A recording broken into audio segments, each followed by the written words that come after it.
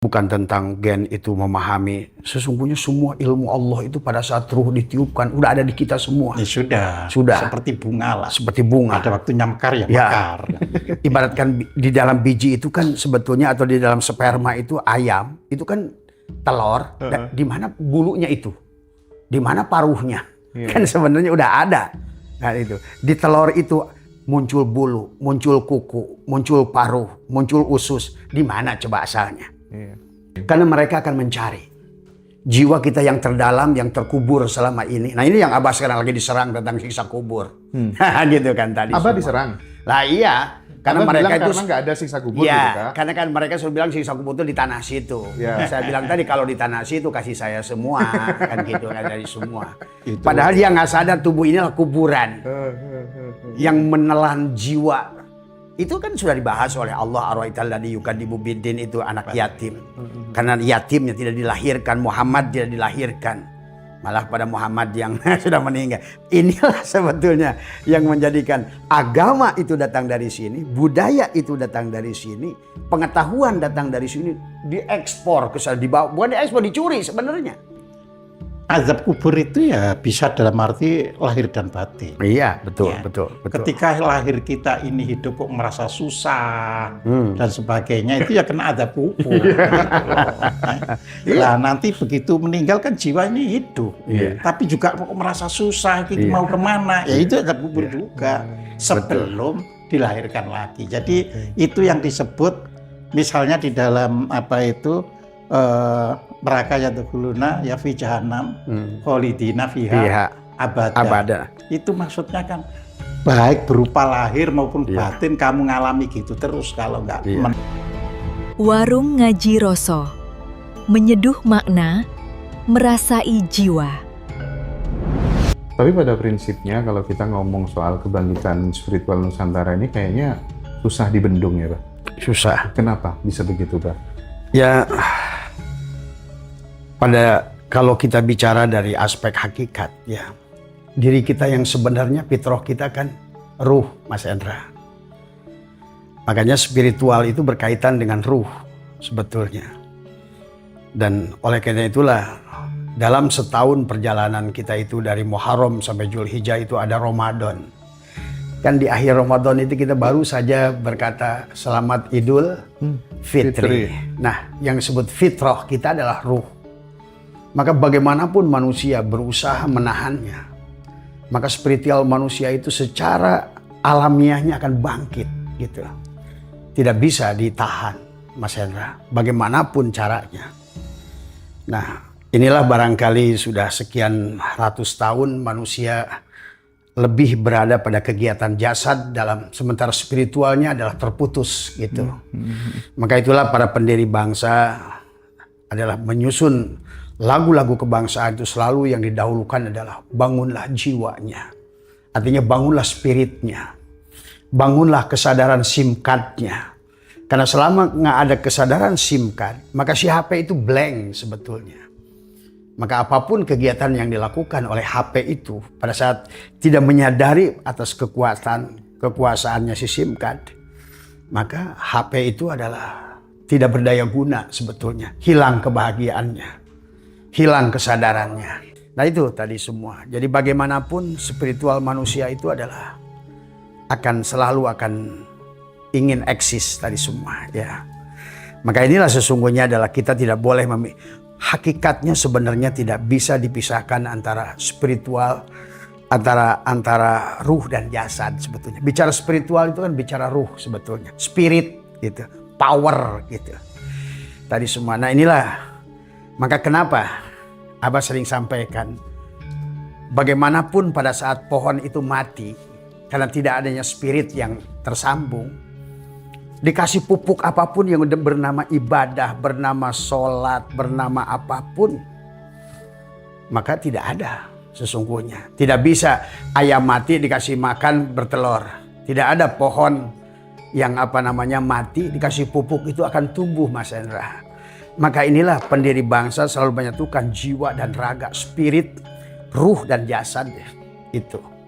Maka pertanyaan Mas Hendra barusan adalah tentang bagaimanapun hari ini bagaimana berusahanya manusia mempertahankan itu, spirit akan terus bangkit. Dan Abah sudah menyaksikan bahwa mungkin guru kita Pak Kojim akan lebih paham tentang ini. Karena kemarin itu Pak, saya kedatangan tamu yang dia menyampaikan berita tentang bahwa Prabu Brawijaya V itu sudah kembali menitis dan sudah ada hari ini. Demikian pula adalah Prabu Siliwangi juga sudah demikian. Ratu Campa, Bung Karno. Bahkan orang ini mengajak saya bertemu dengan Pak Jokowi karena ada tokoh dohir, ada tokoh di luar itu yang mereka ingin mengadakan pertemuan untuk menyongsong kebangkitan spiritual ini. Nah, ini saya rasa beliau adalah pakar dalam bidang ini karena beliau adalah guru saya dari dulu. Pak, saya baca buku beliau hampir semua. Saya kalau nanti Pak Kojim ke rumah saya perlihatkan tuh koleksinya. Jadi begini kan sebenarnya saya ngaji secara bebas itu selalu tertutup. Iya. Iya kan, makanya begitu yang biasa ngaji kok sekarang berani terbuka dia lah soal sudah ada yang berani terbuka ya ikut terbuka. Jadi kita itu dari tahun 2000 itu sudah saya lihat sudah bebas memberikan cuma kan selalu tertutup, ya kan? Iya. Halus ya Pak Kojim. Mas Kojim itu secubit. Iya. Gitu. Gitu. Iya. Pernah di obrak-abrik. Ya tahun 2000 itu di obrak-abrik. Iya. Tapi sekarang udah pada bisa mulai menerima semua kali ya Pak Kojim ya? Ya sudah. Ya, karena kan gini kan semua itu kan ada periodenya. Ya, cuma kan ya tetap saja orang itu masih Permisi Mas Kojim, saya tuh kaki harus ngangkat ya, ini. Monggo. Ya. Sama dengan saya selalu pakai batik. Ya, sandal. Ya, jadi gini, jadi masyarakat itu sendiri ada perubahan generasi. Iya. Ya, misalnya dari 97 sampai 2012 itu kan generasi Gen Z. Nah, sedangkan yang dilahirkan mulai 2012 sampai sekarang kan Gen Alpha, ya kan. Nah, ini pola pikirnya juga berbeda. Itu. Makanya begitu yang generasi Alpha tidak seperti yang generasi katakanlah yang lahir tahun 70-an, 80-an. Itu setak kalau diberitahu yang diberitahu kiamat. Kan sudah saya jelaskan, kiamat bahwa bumi hancur, langit hancur itu yang namanya benda ya pasti. Tapi tidak berarti ukurannya itu untuk kebangkitan, gitu loh. Ya kalau nunggu bumi hancur, bisa masuk 2 miliar tahun lagi, ya kan. Tapi manusia itu hidup bagi yang hidup. Nah yang hidup nanti ya pindah ke planet lain kalau planet ini hancur. Katanya Jadi sekarang ini itu. ditemukan, Mas, itu ada 1 miliar planet yang mirip dengan bumi. Iya, lebih Pak. Lebih bahkan, betul. Lebih. Berarti Cuma kan jauh caranya, tapi bagi jiwa kan nggak ada istilah Nggak ada. jauh. Lebih cepat dari kilat, lebih cepat dari kilat. sama aja kayak mungkin wifi sekarang kan. Iya, langsung. Video Jadi call dengan seperti Afrika itu. bisa gitu. Ya tapi kalau kita ngomong tentang Pak Kojim Iya. Abah ya, buku-bukunya itu banyak diamankan di universitas-universitas terkenal di barat. Iya. Apa Iya. Bah? Kekhawatiran Abah apa Bah? Ya, Terkait hal kalau saya di satu sisi ya mungkin ini sambil sharing juga ada beliau di sini gitu kan tadi. Karena saya udah cek dengan teman-teman itu bahkan di Wisconsin, di Harvard, di bahkan di Inggris itu Birmingham, terus di apa nama itu. Buku Pak Kojim itu sekarang itu diaji sebetulnya. Dikaji. Dikaji. Iya, gitu. Tapi satu saya yang takut itu Mas Kojim. Yang satu saya takut karena dulu ini kita kan dihilangkan sejarah ini. Betul. Dihilangkan, kemudian dibangkitkan kembali oleh Mas Kojim tentang sejarah Nusantara ini. Tapi kok yang ngaji mereka lagi. Nah, Itu yang saya khawatir justru mereka itu sedang mendikte kita lagi nanti gitu. Nah ini gimana nih menurut Mas Kojim? ini Iya. Pak ya. Iya. Jadi seperti tadi saya katakan bahwa generasi itu berkembang. Jadi artinya ada shift generation istilahnya gitu ya. Iya. Jadi meskipun mereka belajar, tapi kan kuncinya tetap di sini. Nah, kunci yang di sini itulah yang membuat nanti pada akhirnya memancing generasi alfa, generasi itu ya akan tumbuh.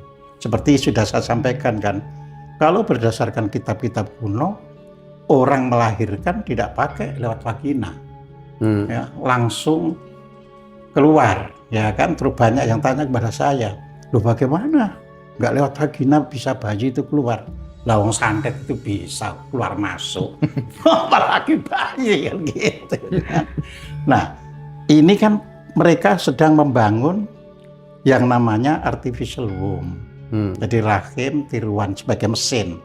Jadi nanti cuma sperma sama sel telur dimasukkan ya ke mesin itu. 9 bulan 10 hari dibuka sudah coer. Ya. Itu ada di Eropa sudah Mas Koji. Nah, iya Pak, habis mahal. Sudah ada mahal, betul. Ya, jadi di situ. Sampai sana tuh memilih ayah, mau profesor apa.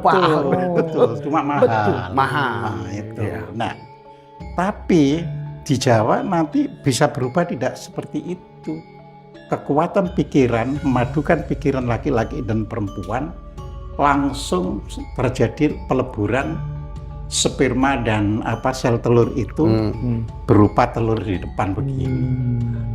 Ya, terus langsung buka. Nah, gitu kita masih punya banyak ini kan gitu. Iya. Tapi kembali soal tadi Abah dan Pak Kojem ya. Ketika kemudian ada orang mengatakan Brawijaya 5 akan manitis kembali, Prabu Siliwangi akan manitis kembali, Bung Karno juga sama gitu. Banyak di luar sana orang mengatakan halu, gitu kan. Itu mah halu gitu. Gini, dari perspektif Pak Kojem dulu. Iya, jadi kalau seperti yang sudah saya tuliskan untuk ini nanti, Prabu Siliwangi itu disebut Moksatilem. Jadi Moksatilem itu artinya dia langsung meninggalkan bumi ini dengan segala raganya masih utuh. Jadi itu seperti Puntadewa, ya, langsung ke Kahyangan. Ya. Nah, ini saya pernah suatu hari bertemu dengan orang yang bisa mendeteksi Prabu Siliwangi. Jadi dia itu hanya pakai tape recorder, kosongan, terus tangannya itu begini, terus yang satunya itu ke mic, menanyai lah, dia orang Sunda dengan bahasa Sunda kuno itu kan. Jadi ditanya, nah Pak Kojem ini sudah ada jawabannya, nanti didengar ya dibuka, ada jawabannya di situ. Iya. Ditanya, jadi lalu Anda sekarang gimana? Ya ngamati anak cucu saja, sampai waktunya nanti saya harus turun. Nah itu berarti Moksatilem. Ya, tapi ada moksa istilahnya melakukan peruraianan jasad, ya. Jadi hanya jiwanya saja yang jalan. Lah, nanti jasadnya membuat baru sesuai dengan konteks zamannya. Ya, kan jasad ini kan setiap kelahiran ini meskipun DNA sama, tapi kan berbeda karena zat-zat atau bahan-bahan yang dipakai untuk pembentukan tubuh ini sudah mulai ini pembersihan istilahnya. Ya, jadi di situ. Nah, dunia itu mengakui, makanya sangat takut terhadap Indonesia itu. Iya. Ya, makanya meskipun terjadi perang dunia, untuk kita tidak diapa-apakan. Karena sumber ya segala kebutuhan manusia itu ada di Nusantara. Nah, sekarang sudah ada yang membuka kan, dan Nusantara itu ya kalau mengikuti negara kertagama, mengikuti data-data sebelumnya, itu termasuk seluruh Filipina sampai dengan Papua. Papua ini nggak ada lagi barat dan timur, seluruh Papua. Sampai termasuk Australia. Makanya Cina dulu, Selatan. Iya, makanya dulu ada yang disebut Sundaland, ada yang disebut Sahulland. Ya. Nah, maka saya pernah bertanya kan, kalau orang ahli sejarah, lah kalau Australia itu nggak ada yang jaga, kenapa Inggris baru masuk abad 19? Ya. Terus kenapa abad 19 baru bisa dimasuki? Ya soalnya terjadi save yang di sini melihat, ya. Jadi saya itu pernah bertanya, saya itu punya istilahnya guru sepuh. Saya tanya, Lalu kenapa mereka dibiarkan Soalnya kemasukan orang-orang yang bisanya hanya ngikuti taklid sana sini gitu. Kalau Jadi, Abah merespon gimana tuh? Orang-orang yang halu yang nggak percaya reinkarnasi. ya dibiarkan aja. Iya. Gimana tuh, Pak? Betul, saya setuju dengan Pak Kojim bahwa kita tidak bisa memaksakan. Tidak bisa memaksakan. Tidak bisa. Ya. Karena segala sesuatu itu, dulu orang nggak percaya bahwa di meja itu ada makhluk yang menyeramkan. Sebelum ditemukan mikroskop. Ternyata sekarang waduh, wah gitu. Serangga yang rupanya lebih buruk dari yang dohir itu. Matanya, melototnya kayak apa. Kan artinya bukan tidak ada. Tetapi yang segala yang tidak dilihat oleh mata itu adalah hanya ada kelompok manusia yang sudah mampu menembusnya, ada manusia yang tidak mampu menembusnya. Yang tidak mampu menembusnya ya bilangnya halu. Ya tidak apa-apa, wong dia tidak bisa melihat. Sama saja seperti di luar angkasa sana ada benda-benda jauh. Tapi setelah ditemukannya teleskop, oh iya ya, kok dekat gitu. Dekat sekali gitu. Ternyata yang nggak ada menurut pikiran itu bukan berarti nggak ada. Nah ini juga harusnya pembelajaran kepada mereka. Sudah belajar memahami semua tentang ada kehidupan universe paralel yang sebenarnya tidak mereka pahami. Termasuk beliau tadi sampaikan tentang Prabu Siliwangi, Mukso Tilem ya Pak Tilem. Ya, artinya dohir dan batinnya pergi bareng-bareng. Sebetulnya biasa. Itu kan yang disebut mulih ke jati, mulang ke asal. Iya. Kembalinya Nur Muhammad dohir dan batin bareng semuanya, itu karena mereka sudah menyatu. Dohiron wa batinan, dan saya menyaksikan di keluarga saya sendiri. Kemarin belum lama saya ke Lombok melihat 4 makam yang semuanya itu hilang dohirnya. Hilang dengan jasadnya. Seperti itu. Bahkan maaf ya, mungkin yang disampaikan Mas Kojim barusan juga tentang orang yang bicara tentang mencoba berkomunikasi dengan Prabu Siliwangi. Kalau saya Mas Kojim, saya pernah diajak oleh satu keluarga yang bisa saya dengar suaranya sendiri. Saya mendengar suara beliau. Nah, ini direkam bisa ternyata. Ternyata iya. Cuma kita dengar dengan telinga gini nggak ada, tapi begitu rekaman itu dibuka, loh ada. Sebentar Pak, izin Pak. Iya. Aku jadi teringat waktu dulu tuh aku masih belajar ada yang namanya ngaji kaset. Ngaji kaset tuh dimana kaset tak ditaruh di dada gitu kan. Tiba-tiba kaset yang tadinya kosong itu, tiba-tiba ada amalan langsung dari Ki Ageng Selo dan nah itu penjelasannya gimana? Hampir mirip itu. Gitu? Nah Pak Kojim gimana jelasin itu Pak? Kan nggak nalar itu. Kan gini kan. Sebenarnya orang dulu ya, yang sekarang cuma jadi cerita, ini kan pelaku-pelaku istilahnya ya. Nah, sekarang ini kan orang itu tidak melakukan itu, jadi kalau diberitahu Ki Ageng Selo nangkap petiran lu ya nggak ngerti ya kan. Tapi karena gini ya, ini real ini ya salah satu cucu saya misalnya mendeteksi itu komputer itu kok nggak jalan, cuma dengan tangannya gini, oh ini yang harus diganti coba. Ya seperti itu. Nah maka yang perlu saya terangkan, ketika terjadi shifting generation ya, jadi terjadinya perubahan generasi itu, lahir orang-orang yang cepat menangkap terhadap sesuatu, atau ya dia sudah siap-siap waktu kehidupan yang lalu.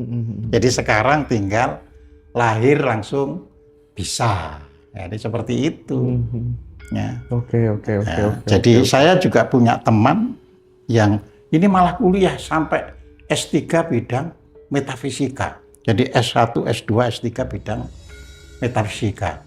Ya, itu kuliahnya di Amerika. Cuma ya orang tersebut dihabisi karena suatu hari buka. Ternyata alam ini 50% generasi barunya dilahirkan di Nusantara. Habis itu terus sakit, Mas. Iya. Nah, Abah, kita kan kalau dengar dari buku-bukunya atau baca bukunya Pak Kojim, atau dengar dari statement-statement beliau itu kan, Tuhan ya Allah ternyata Nusantara itu begitu kayak luar biasa. Tidak hanya secara sumber daya alam aja, tapi sumber daya keilmuan lokal gitu. Segala sumber kehidupan. Tetapi generasi muda hari ini atau teman-teman yang udah tua barangkali ya terlalu menghabiskan waktu untuk memuji-muji budaya bangsa.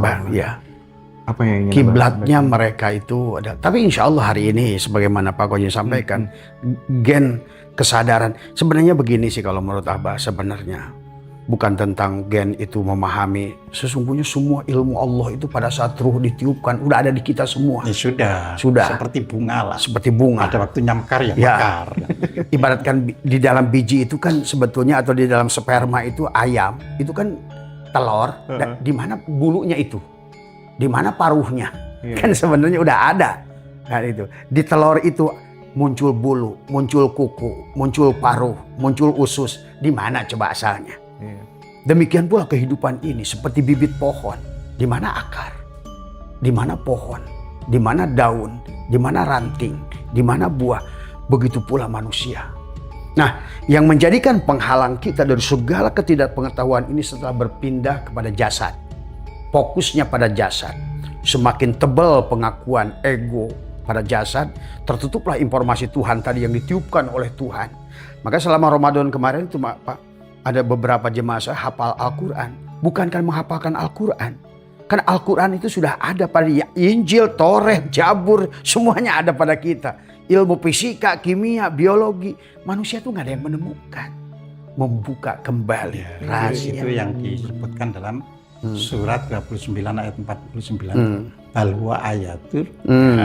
Itu. Jadi tugas kita ini sekarang bagaimana melepaskan tadi. Tapi hari ini justru, nah ada satu generasi yang sudah terjebak Pan tadi semua, ya. Ya nanti digulung Pak oleh alam semesta. Pasti Pak. Gitu. Saya sering bilang ke jemaah, lihat bagaimana Tuhan mengasih informasi tentang itu. Segala sesuatu yang tidak sejalan dengan konteks alamnya akan tergulung.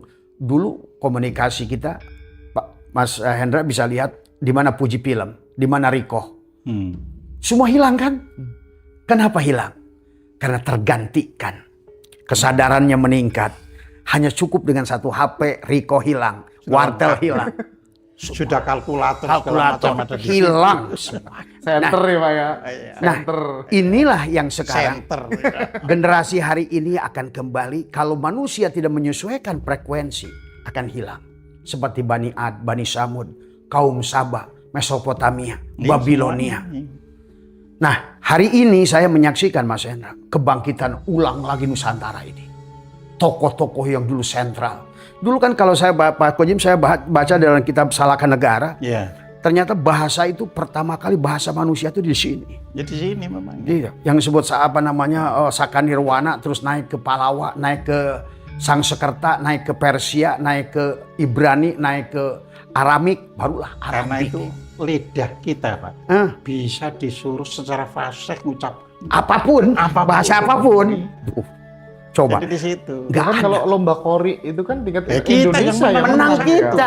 Karena lidah Nusantara ini lidah siap melafalkan semua bahasa di dunia. Di dunia. Betul. Jadi di situ. Inilah yang kita sedih hari ini. Ya, tapi kan dalam rangka untuk menyamakan frekuensi Pak, itu, menyamakan vibrasi itu, kita sekarang akan sering bikin acara Mi'raj Kesadaran, kolaborasi Abah Setu, Pak Kojim. Coba lihat, Bah, ini kan padahal momen habis Lebaran, tapi teman-teman bisa ngumpul datang ke Jakarta offline 200 orang lebih. Terus nanti kita lanjut Juni di Surabaya, Pak Kojim. Juni di Surabaya. Bayangin nih teman-teman kan, kalau nggak biar sama frekuensinya gitu ya, Pak, kira-kira ya. Oke. Karena mereka akan mencari jiwa kita yang terdalam, yang terkubur selama ini. Nah ini yang Abah sekarang lagi diserang tentang siksa kubur. Gitu kan tadi. Abah semua. diserang? Lah iya. Karena Abah mereka itu karena nggak ada siksa kubur ya, gitu, Kak. karena kan mereka selalu bilang siksa kubur itu di tanah situ. Ya. Saya bilang tadi kalau di tanah situ kasih saya semua, kan gitu kan dari semua. Padahal dia nggak sadar tubuh ini adalah kuburan yang menelan jiwa. Itu kan sudah dibahas oleh Allah, arwaital ladzi yukadzibu biddin, itu anak yatim. Karena yatimnya tidak dilahirkan, Muhammad tidak dilahirkan. Malah pada Muhammad yang sudah meninggal. Inilah sebetulnya yang menjadikan agama itu datang dari sini, budaya itu datang dari sini, pengetahuan datang dari sini, diekspor ke sana, dibawa, bukan diekspor, dicuri sebenarnya. Jadi ketika Bu Siroma fil kubur dikira kuburan itu dibongkar. Nah itu. Padahal kitanya yang dibongkar. Itulah. Maka dari Quran, sebenarnya kalau Qurannya benar, Pala ya'lamu idza bu'sira ma fil kubur wa husila ma fis. Berarti kalau gitu di mana kuburnya itu? Di sini. Cuma tadi inilah kadang-kadang itulah susahnya kalau tadi kata Mas Hendra, kalau sudah terjebak dan kita nggak bisa memaksa mereka. Gak bisa. Apalagi Tapi mereka akan punah dengan sendirinya. Abang kasih tahu aja gitu jadi kan kan. gini kan, mereka itu Iya. belajar Punah dengan bahasa ya sendirinya. misalnya ya. Oh, saya ini ya pernah di pesantren. Iya. Itu kan sudah frame. Jadi kalau kita ini diajari bahasa Arab itu bukan diajari dalam arti bagaimana kalau kata itu ini apa bisa punya makna yang lain. Kan sudah dibuat frame, Mbak. Iya. Kalau ini artinya ini artinya ini. Jadi sudah dikiring begitu. Ya nggak bisa keluar kalau sudah Ya, gitu. saya tuh belajar bahasa Arab gitu kan. Dari saya ngerti nahu, sorob, mani, bayan, mantek semua. Itu kadang-kadang lihat terjemahan Depak itu jauh api daripada panggang. Loh, iya. Kayaknya artinya itu udah dibaku nggak boleh keluar dari situ. Itulah masalah. Itulah masalah. Sedikit tentang siksa kubur Pak Kojem. Karena bahasa itu disahkan. Banyak kan tokoh-tokoh tasawuf kayak Pak Agus Mustafa juga tak ada azab kubur gitu kan banyak. Gimana tuh? Iya, maksudnya kan gini kan. Jadi azab kubur itu ya bisa dalam arti lahir dan batin. Iya, betul, Ya. betul. Ketika lahir kita ini hidup kok merasa susah dan sebagainya itu ya kena azab kubur. Nah, nanti begitu meninggal kan jiwa ini hidup, tapi juga kok merasa susah, mau kemana? Ya itu azab kubur juga sebelum dilahirkan lagi. Jadi itu yang disebut misalnya di dalam apa itu neraka yadkhuluna ya fi jahannam khalidina fiha abada. Itu maksudnya kan baik berupa lahir maupun batin kamu ngalami gitu terus kalau nggak menemukan. Nah itulah maka Mi'raj ini adalah membebaskan dari siksa kubur itu Mas Hendra. Kesadaran kan, kesadaran. Terangnya lampu yang akan menghilangkan kegelapan dalam berpikir, dalam merasa sebetulnya. Pada saat lampu terang nggak ada lagi keraguan. La raiba fihi dalil muttaqin. Tadi semua. Ya. Ya hidup itu juga gitu. Kita akan surgawi kalau apapun kita nggak merasa susah. Nggak makan juga nggak merasa susah. Ya itu surgawi. Saya udah surga sekarang nih. Apapun. Semuanya udah jadi bidadari. Nah, ngartikan bidadari contoh. Kan sebetulnya di Quran itu hurun in. Hurun in itu adalah pikiran yang bebas sebenarnya. Adalah merupakan sesuatu yang menarik pikiran. Hurun in itu. Tapi diartikan sebagai wanita cantik. Iya betul. Kan jauh kemana-mana. Padahal orang yang di surga itu akan mendapatkan 70 bidadari. Oh, sebetulnya saya lebih meyakini orang yang kaya, yang hidupnya sudah surga di dunia ini, apapun yang dimilikinya bidadari sebetulnya. Kan dikatakan ya di Al-Quran kalau abadun bin abad ya, terus hur bi hurin kan gitu kan. Hamba saya maksudnya ya dengan apa saya. Tapi orang hur itu orang yang sudah merdeka ya ketemunya nanti dengan orang merdeka. Kan gitu kan. Orang bahagia kan ketemu bahagia. Orang kepo, orang suka pikirannya sumbu pendek akan ketemu sumbu pendek. Itu maksudnya. Sumbu pendek yang ngomongin Pak Kojem jelek gitu ya. Iya. Jadi di sini.